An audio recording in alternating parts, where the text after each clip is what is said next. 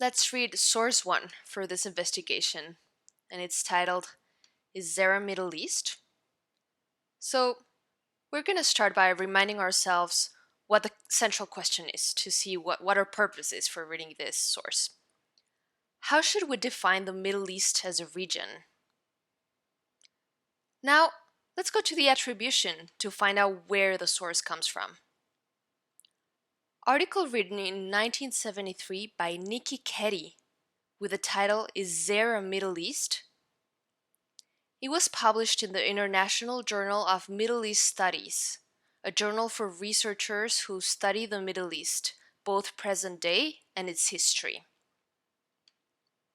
Now let's go to the headnote to find out more about where the source comes from.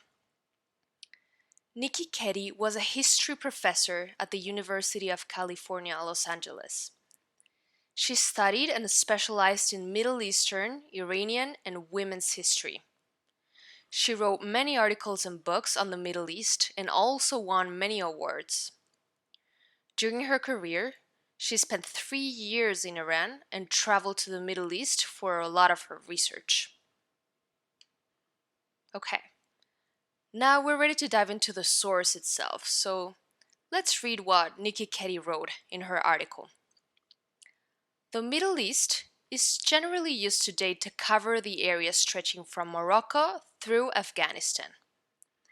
It is a mostly Muslim area with widespread semi-arid, dry, and desert conditions where agriculture is heavily dependent on irrigation, bringing water to the crops. Pastoral nomadism, moving with animals throughout the year to find grassy fields, has also been common. The Middle East has become a term that reflects the geography of countries that show more diversity than unity. It is roughly the land of the early Muslim expansion, but today it covers an area whose inhabitants respond to very different loyalties and values. If there is one thing that characterizes the Middle East as a unit, it is probably the blend of pastoral nomadism and settled life in the whole area.